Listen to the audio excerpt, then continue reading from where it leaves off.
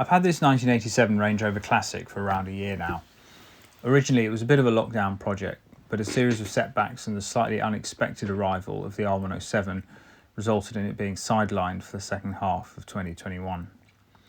However, since Christmas I've been doing a few bits and pieces, some minor welding on the body and a few trips to the garage to address snags I don't want to do myself. With it up and running again, I thought I'd do a few videos about it and before returning to the more heavy welding on the Mercedes.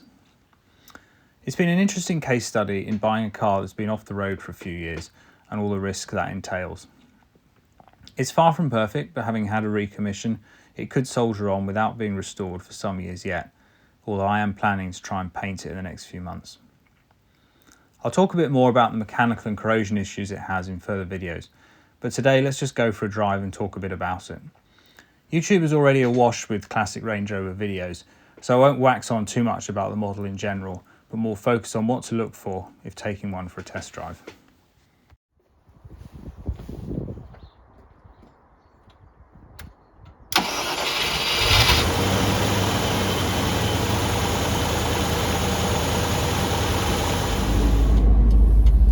Right, here we go.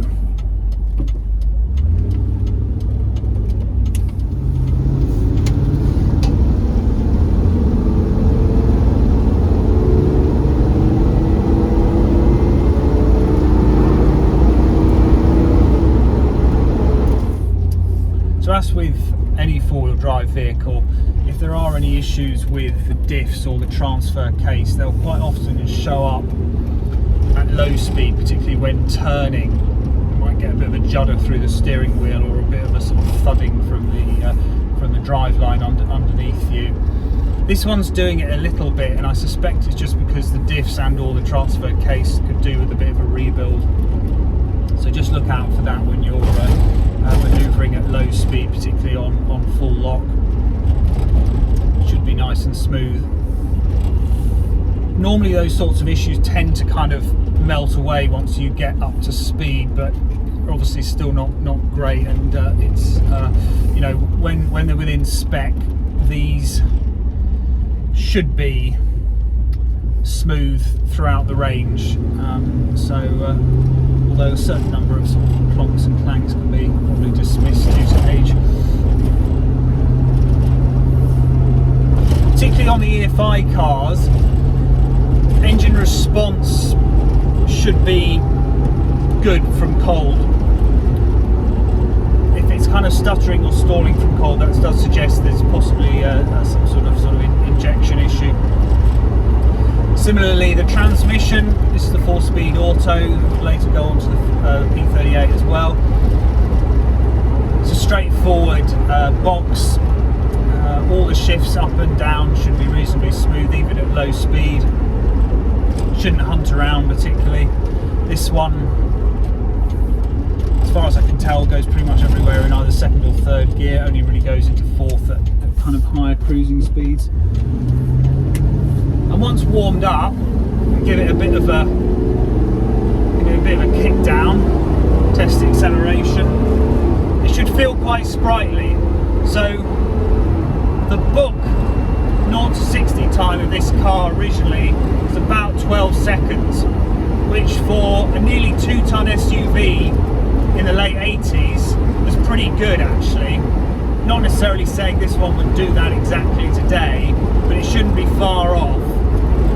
And if it is, you've probably got some power loss somewhere, the engine might be a bit tired, or possibly the transmission not working as it should.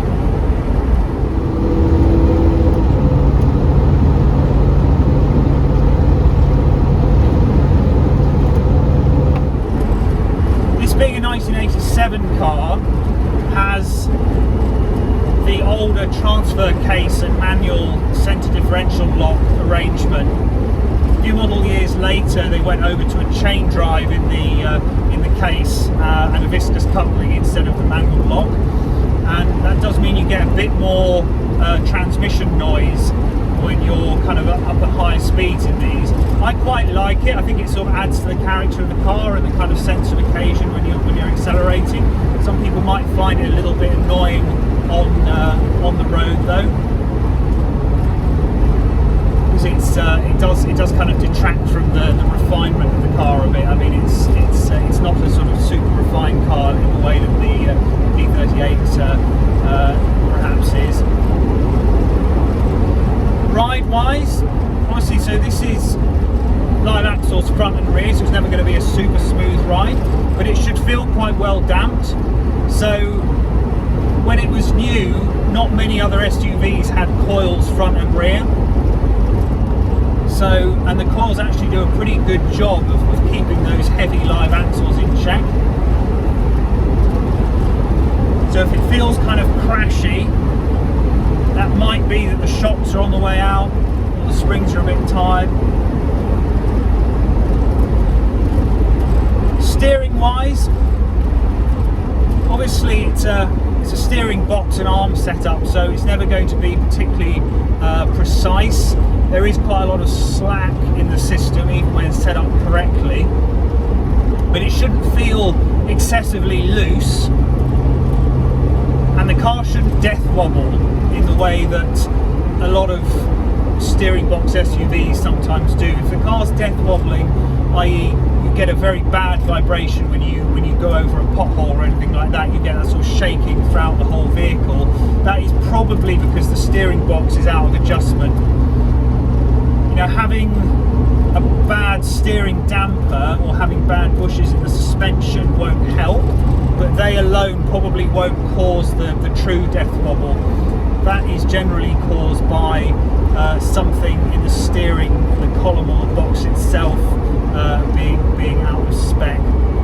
This one did it a bit over very bad potholes when I first got it, but after having taken quite a lot of slack out of the box, it doesn't really do it any longer. And although there is still quite a lot of slack in the steering when you go to move it, it's solid when you go over the bumps.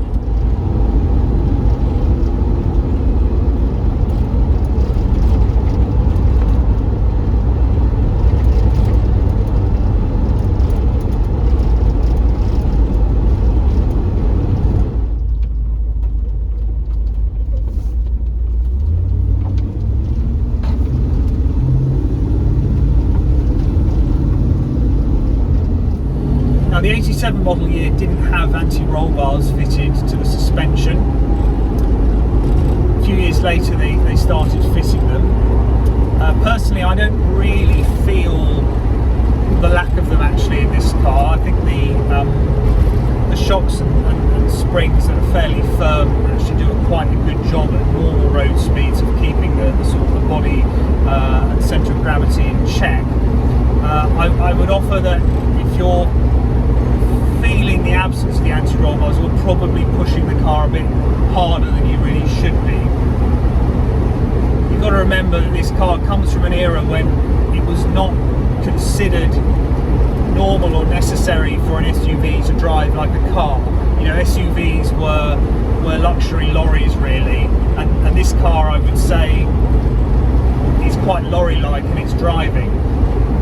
I like it doesn't bother me. I quite like driving lorries sometimes, but you know, don't expect that kind of car-like handling. You've got to remember the centre of gravity is quite high. I mean, I've learned to put quite slow and progressive inputs on the steering, not try to change the direction of the car too rapidly, because when you do that, you do start to sense how high the centre of gravity is. And also there's this slight sensation that you get with a lot of body and chassis vehicles where the body is almost like always a few split seconds behind where the chassis is trying to go, and that again kind of contributes to a sort of sensation of instability a little bit. I don't get me wrong, I'm cruising along here on a quite a nice road with corners and everything like that. We're doing just over 60 miles an hour. I don't feel in any way uncomfortable. The car feels perfectly comfortable. It's quite a bumpy road, and it's doing a good job of soaking the bumps up. But you've just got to bear in mind the inherent limitations of the design and respect for it. It's a good idea with these, if you are going for a test drive, to go for a slightly longer test drive so that you can really keep a good eye on the temperature gauge. So if you're getting overheating at low speed,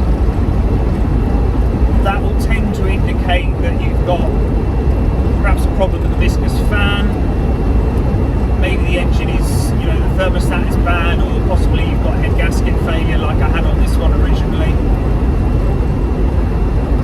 If it's tending to overheat at higher speed, then that is more likely to be a cooling system efficiency issue. So perhaps the radiator is a bit tired and could do with a refurb, for example. So on this one, actually, I'm finding at the moment it's pretty good generally, having had the head gasket done, but it is still occasionally getting a little bit, temperature gauge is climbing up just a little bit more than it should at kind of the higher cruising speeds. And my next job on the car is to have the radiator recoiled, and then hopefully that will improve things in that regard. I mean, bear in mind, cooling system on these is perhaps not quite up to the standards of that of the P38s, but it should be well capable of keeping the gauge nicely in the middle, and kind of with normal UK outside air temperatures and kind of normal, driving style, i.e. not being thrashed.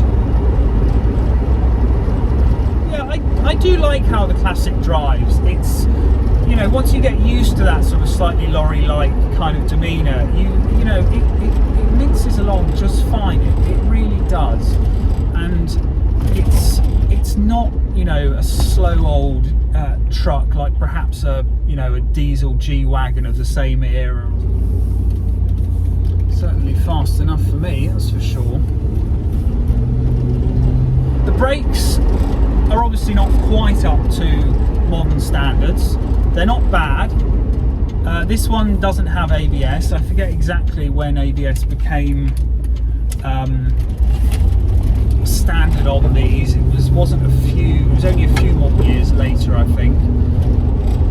The lack of ABS doesn't particularly bother me in this car. I'm just enjoying a nice sunny evening. It's funny, particularly at the moment, while the exterior of this car, the paint and everything is looking a bit sort of shabby, when you're sort of going through these country lanes and you're passing all these entrances to fields and everything like that, the temptation to just sort of go, jump into a field and just set course across it is quite, it is definitely quite tempting. I haven't really off-roaded this car that much, but I have just sort of taken it on a little bit of ad hoc off-roading. It's got relatively kind of off-roady tyres on it at the moment. It's a hand coupe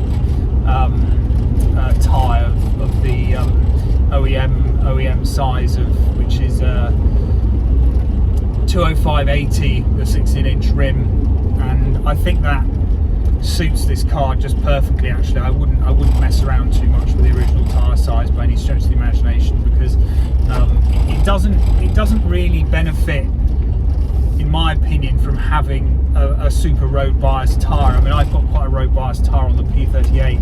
The P38 is running 18-inch wheels. For the standard 16-inch on these, I would go with a kind of general, all-season M&S kind of tyre that that won't sort of let you down in the mud or the snow or anything like that. I think anything designed for a bit more precision would be would be rather lost between the steering wheel and the road.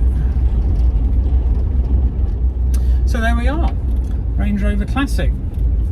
She's ticking along nicely actually. It's slightly colder out today, and the temperature gauge is just probably about a third of the way up, even after kind of a good half an hour's running at a variety of different speeds.